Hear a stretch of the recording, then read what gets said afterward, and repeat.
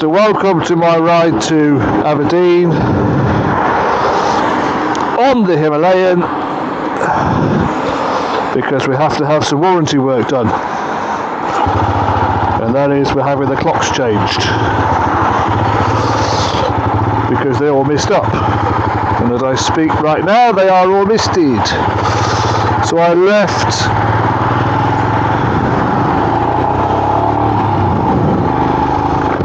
Inverness about 7:15. It's about an hour ago, and I've just stopped for a wee in the woods, and I'm en route to Aberdeen, and we are just outside Elgin, and I've been through Nairn and Forres, and I'm on the A96, you might see from this road sign. So we go through Elgin, then we'll go through Keith, and eventually get to Across Motorcycles in Aberdeen, where I have a joyful day sat in their showroom doing my job. But it's a perfect opportunity to show you quite a good route, A96. The reason I didn't start filming to this point is up to here a lot of the road is flat and not a huge amount of things to see. Plus I was stopping for fuel and doing a few other things, so I decided that I would stop just before Elgin,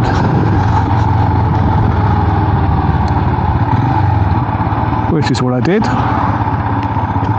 and here we are filming. So Elgin, quite a nice place, Elgin, in that sort of Scottish, Moray coast, Aberdeenish, granity, grim way, dark brown buildings. But if you ever come here and stop, it's quite a nice town to look around. Also, if you're a biker, you see their sign heading down to Perth. That's a fabulous road.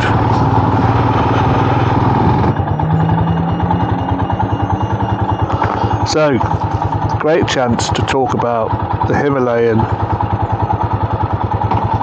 the riding of the Himalayan, and to respond to a few of the comments that I got from the video I posted saying this is actually worth the £4,500 or so that you pay for it. And in that video I'd said no, because this bike is 7 months old. I've done 446 miles, and I've got quite a lot of corrosion, even though it spends its life in my garage and it's only been owned over the summer months, so it's not really seen a winter's day.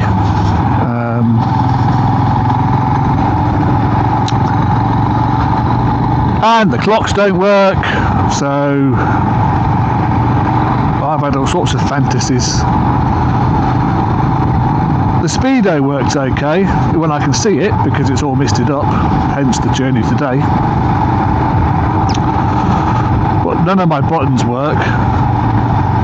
And to the gentleman who commented that his all buttons work, so there's nothing wrong with the bike, I respect the fact that buttons work on your bike, but they don't work on mine. And I've been riding motorcycles now well over 40 years, so to the same guy, yes, I own bikes in the 80s and the 90s. So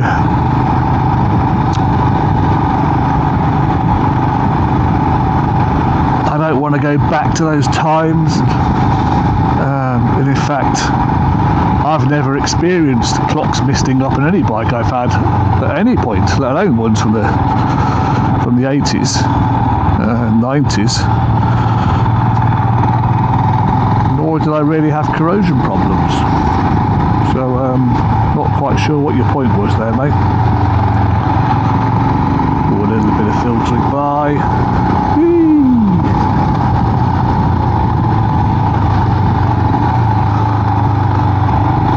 thing Elgin does have.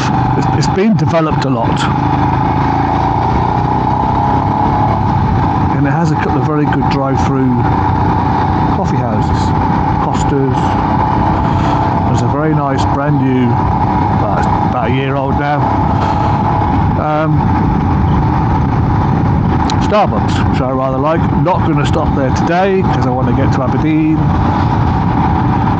But on a more relaxed journey, I tend to stop there and have myself a nice coffee.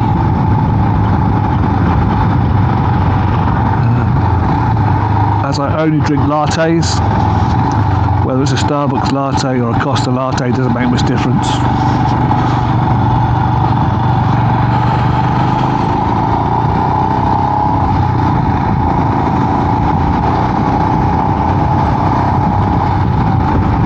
We are going to get through to some nicer countryside to show you.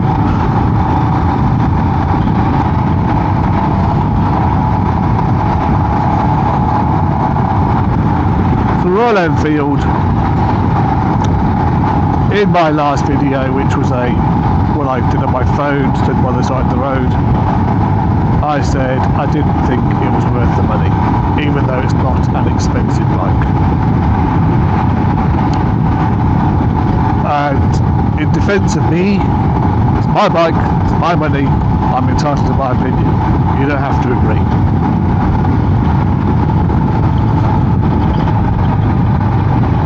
You can tell me that I'm wrong, that's your opinion.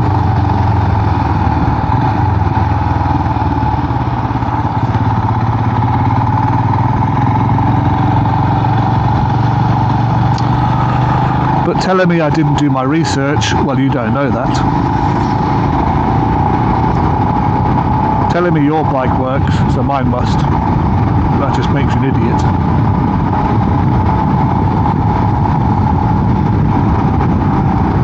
On the alternative to that, I get some really good comments about people and their experience. So one guy who wrote to me said, "Hey Jim, that's your opinion, respect that. I've done over 10,000 miles of my Himalayan, I love it." He also has a BMW RT, one of the new ones, and his go-to bike is his Himalayan. He only uses RT when he's doing big tours. And in fact, he's on the point, I think, of thinking, why do I need two bikes, and let's get rid of the RT. I could be inventing that, but that wasn't the impression. Another guy who contacted me, one of my regular commenters, has, I think it's the Scram, but it could be the Himalayan. He commutes from Coventry to Newcastle. Not sure it's daily, but it's certainly a regular trip. And that's a good 300-mile round trip to do.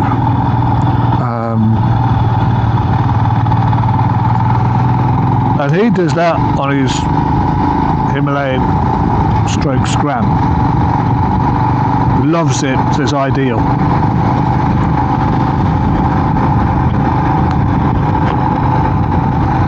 So what these commenters tell me is that I could be wrong, amazingly. Why is it someone does 10,000 miles at the time that I've done 400, somebody else commutes 300-mile round trip on the same bike? Well, one is, how does the bike make you feel?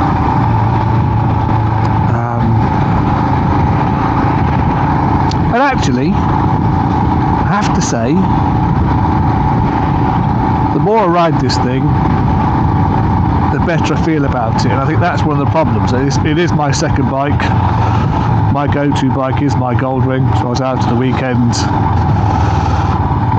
took the Goldwing out. And I just prefer to ride that. Oh no, son.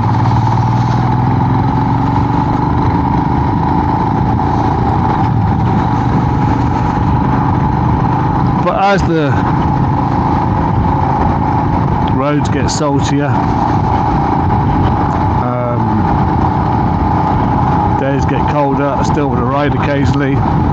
And actually, one of the reasons I bought the Himalayan was for those such days when I don't really want to put a £25,000 motorcycle on the road and a £4,500 motorcycle which rusts in summer. Hey, I'll use that instead. Because while corrosion's always going to annoy me, does it stop me riding it? Not really. Button's not working and clock's messing up. That's more annoying, but in the greater scheme of things, riding this in the salt and not washing it, not riding it isn't going to stop the corrosion. That's 400 miles in 6 to 7 months will tell you. But so I'll ride it through the winter.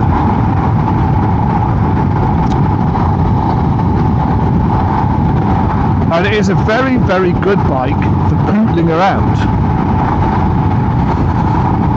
Going around country lanes and going down roads where I probably wouldn't take the wing.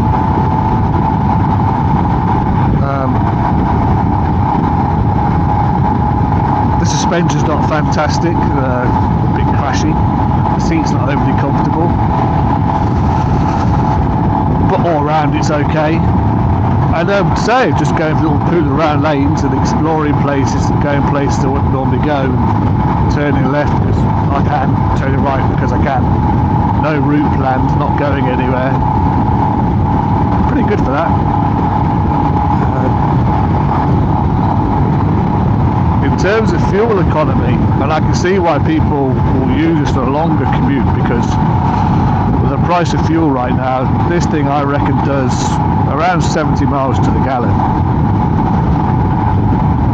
That's pretty much double what my Goldwing does. It's got a much smaller tank, yet I've always had over 200, well, the one long ride I've done I got over 200 miles to a tank.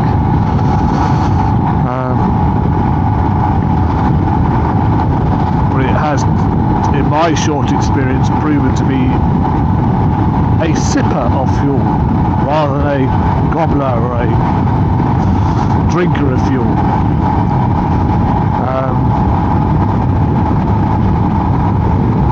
Handling's pretty good. It's very light. Nothing really phases it. And I'd say the smaller the road and these back tracks and off-road places, actually the better they are, because speed isn't a requirement at all. In this sort of riding where it's a big main road, a fair amount of traffic, I mean this is what counts as rush hour up here,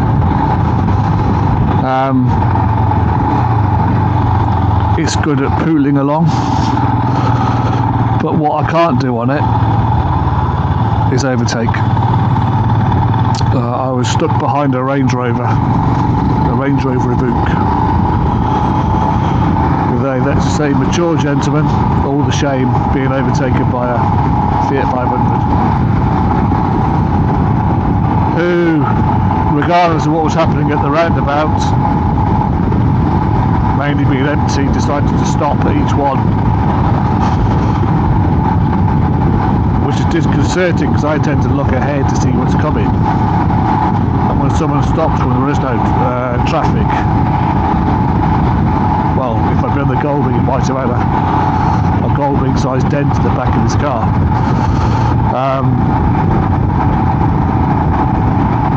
But he could pull away so easily once we got out of the roundabout, and I had no power to get past him and then go. We hit a bit of dual carriageway, but it was on a hill. Couldn't get enough power out of it to get up and get past him, just because he pulled away when we hit it.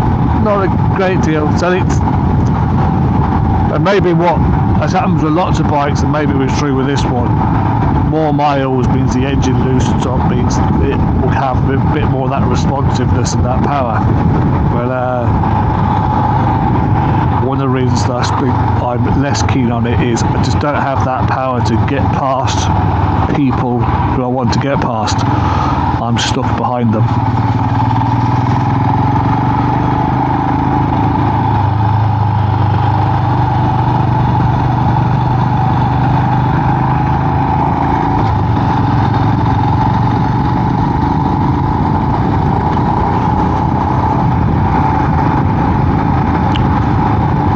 That, of course, could be where my problem lies. To answer the criticism that I didn't do any research, I mean, quite how this guy knows to do any research is beyond me, but hey ho, he must be right. He's a commenter.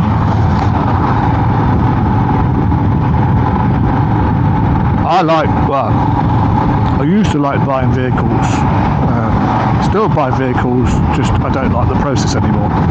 So I quickly tire of it.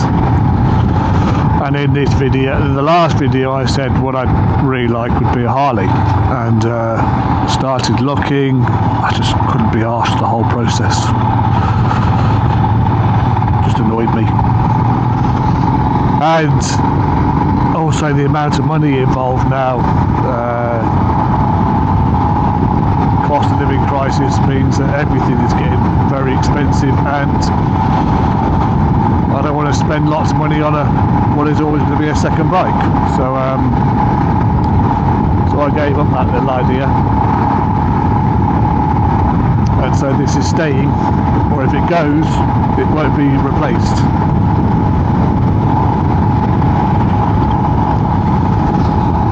But part of the joy I have, or the habit that I have, as my wife points out, is ever so often I get the inkling, I'm going to change one of my vehicles. So I have 4, 2 bikes, 2 cars. And off I go researching, and that research involves reading articles, watching as many YouTube videos as I can I try and find owners rather than journalists who are reviewing, because they're being paid to review.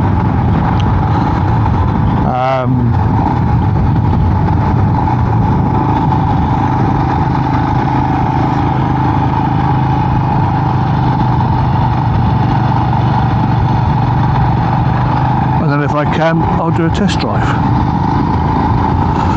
Now with this one, I found a few vids.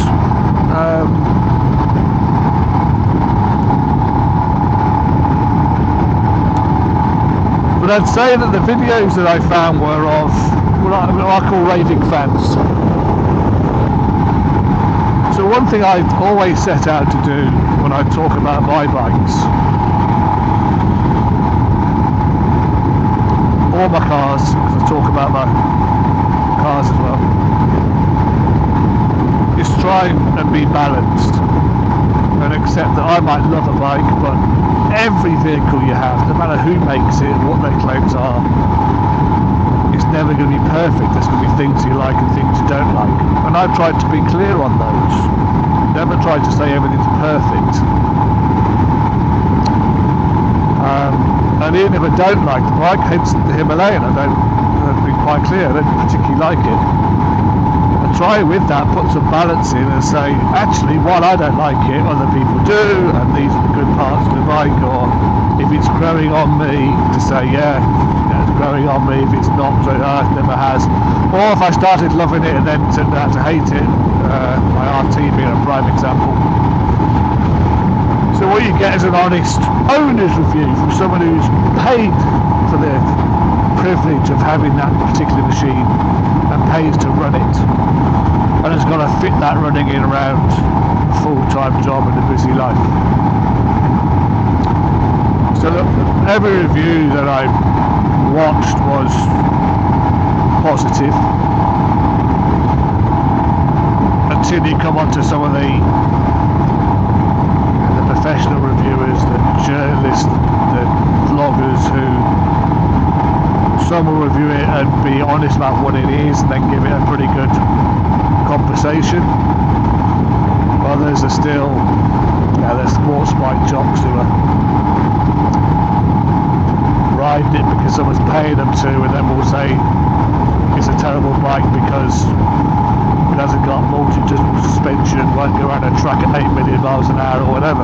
So they're the reviews that I ignore because they're just not written by people who are being objective. So my conclusion, having done that level of research, was that this was different enough from my BMW RT, which I had at the time, so it would give a different riding experience, and because of that was worth taking a punt on. I traded my Triumph Thruxton, which the reason for that was I just wasn't riding the Thruxton. So I decided I wanted something completely different, and this fulfilled that brief of being completely different. The other thing and sort of reason behind going for something like a Himalayan, and I looked at a few alternatives, Chinese bikes, CF Motos, KTM 300, smaller sort of off-road bikes. And the reason I didn't go for those was they're just that much more expensive.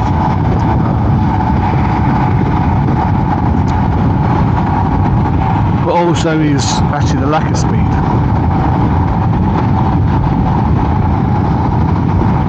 So 20 years ago now I bought myself a Honda Fireblade, the RRY. And I absolutely love that bike. It was just a great bike, and I did 16,000 miles on that bike. Funny enough, I never toured on it. It's the only bike I haven't toured on. But at the time I was working in a job where I was travelling a lot, and so I would be away from home for a couple of days, working in the day, hotel at night, work the next day, go home. So I had plenty of motorway riding to do, but also on those time between the jobs or the evenings, I would take it out, race around the country lanes wherever I was. That would include the Yorkshire Dales, Lake District, lots of places, Wales a few times. So I was heading off to all these places, and had great riding roads, so I would use it. And we only had one car at the time as a family, so my bikes then were my main transport, so they would do more miles. So 16,000 a Fireblade. I had a Bandit at the time as well. I put about 15,000 on that.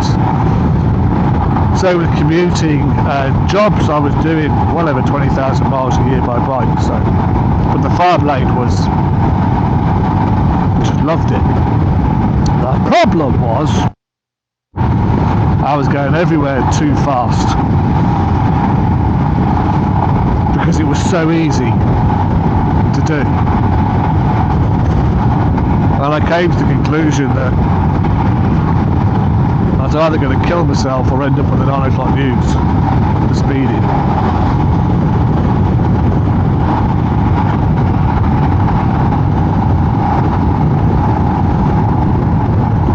And as I mentioned a moment ago, I also had the Bandit. And what I found was, when it come to fun riding, if I wasn't away on a trip, I was taking the Bandit out more than I was taking the Fireblade out, just because I wasn't going as fast.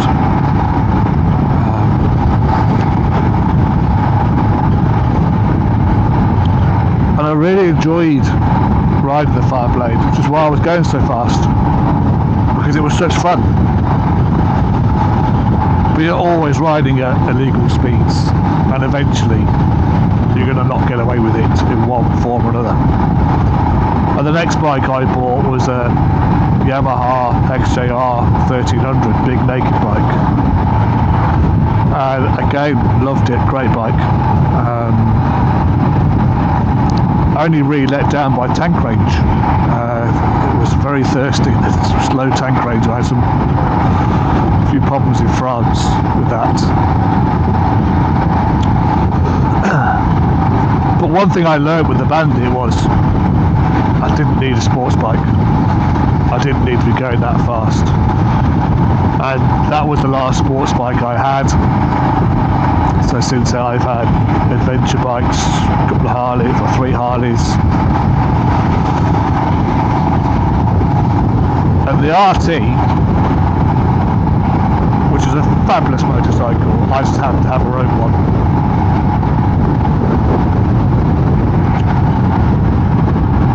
One of the problems, shall I say, of the RT is it is one very fast motorcycle. It's a great handling motorcycle, especially in dynamic mode. It really is a joy to ride. And I can almost hear the keys tapping. It's all about self-restraint. I don't have self-restraint.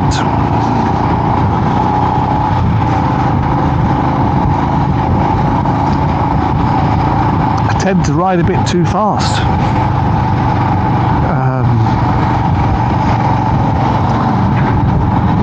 Now I start every ride by thinking to myself or telling myself, let's get there safely. I ride and I practice riding because I don't want to have a negative consequence. I'm a cautious rider and I'm certainly not as fast as many. I'm probably one of the slower riders, but the bikes are better than me. And that means even with my capabilities, when not controlled, I am riding at illegal speeds.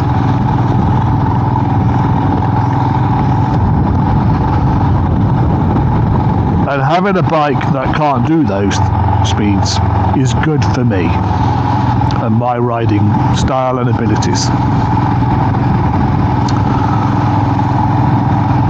One of the good things about the Goldwing, while it has a huge amount of power and is great fun to ride, because it's so big, I am not getting anywhere near the speeds I was getting on the RT. It is a bit more like a cruiser, and you ride it like a cruiser, and with that, it's great fun.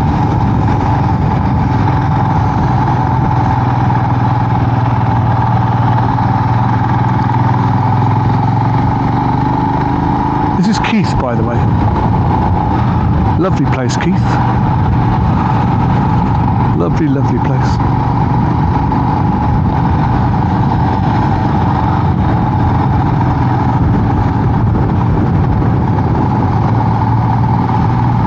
So here we have me, very aware of my skills.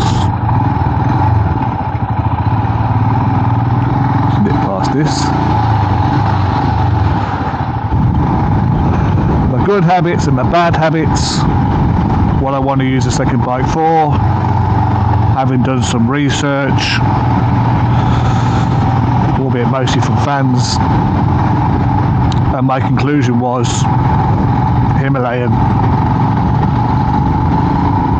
I knew I could trade my Triumph in and get some money back, so I wasn't actually going to have to spend anything.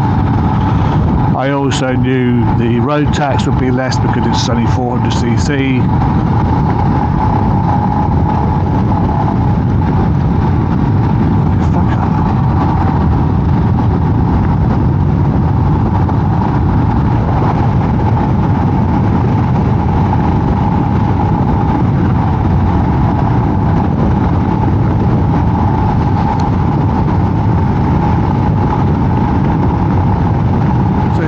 Now,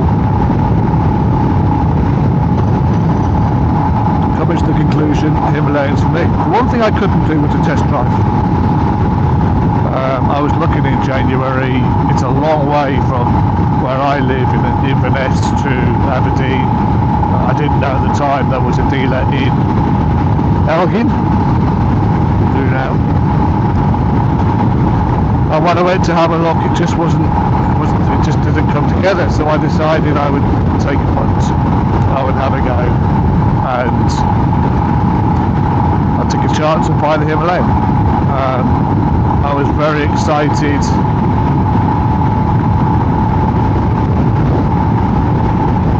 Knowing I was going to get it. And I got it on the 1st of March, took a day's holiday from work. And I rode right up the north coast of Scotland to a place called Kalesku. It was over 200 miles as the first ride. And I got to grip to what I'd actually bought myself, and that was I'd say a mixed bag. I tried a bit of off-roading down some lanes I knew, great for that.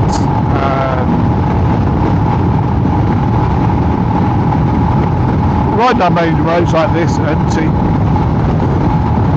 I only do 40 miles an hour because of the first ride, and I found that quite disconcerting, pulling over and letting trucks go by.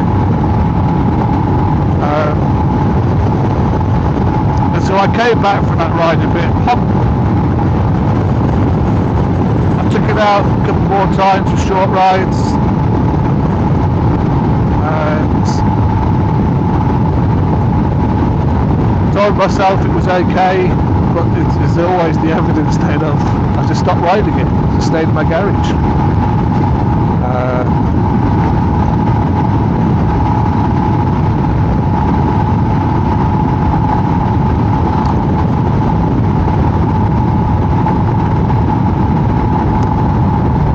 And I think one of my things is speed is both my drug and my problem.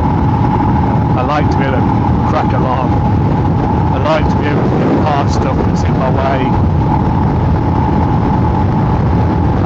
But I don't want to go too fast. And maybe for me, this bike is too far the other direction.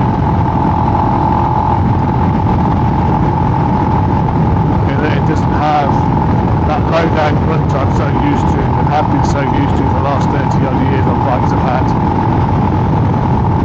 And to a large extent I have to just get used to it, because I don't have the option really to sell it. As I said, I can sell it, do without it, back down to one bike. There's a psychological thing about giving that up, giving that two bike system process up. I used to have 3 bikes at one point and went down to 2. I wasn't riding 3 bikes, so I got rid of one.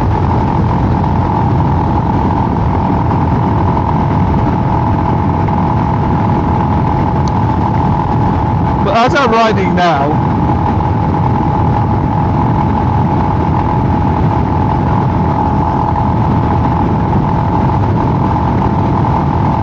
I almost hate to admit it, I'm enjoying the bike.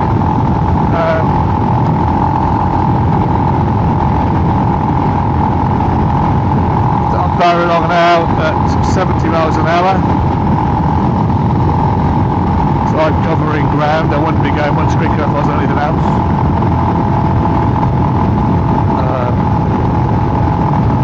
I always know with any vehicle that I'm going to buy, research can only tell you so much. There's a difference between trying something and living with something. I mean, with the car I have now, which I had for 3 days as a test model for 3 days, got to do all sorts of things with it. It's very different to actually living with it. And that's why I keep making films, because this is about living with a something, not just trying it for a couple of hours or a week, actually living long term with it. One of the reasons I like Mr. Flyer is because he does a combination of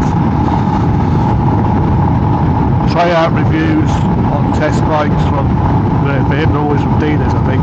Might get one from manufacturers occasionally. But he has a big garage, different bikes, and you get long-term reviews. So you get to see for him what it's like to own his bikes over, in some cases, 7 or 8 years. I think he's had his GS 2013, his GS, so 6, 7, 8 years old.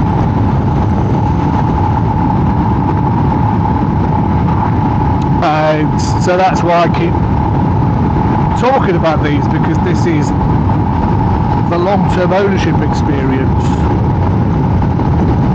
not just a quick review on which you then go to spend your money.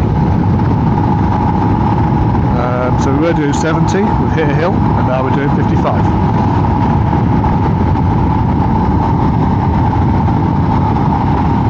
And maybe just what I need is miles. By the time I get to the end of the winter and the spring, and done a few more things on it, I'll be loving it.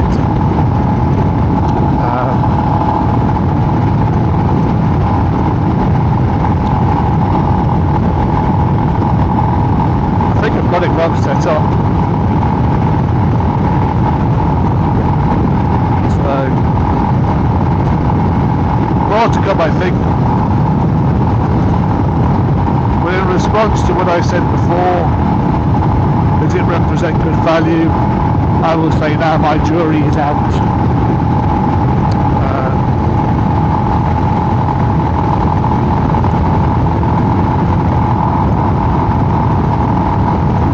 But ride happy, ride safe, talk to you again soon.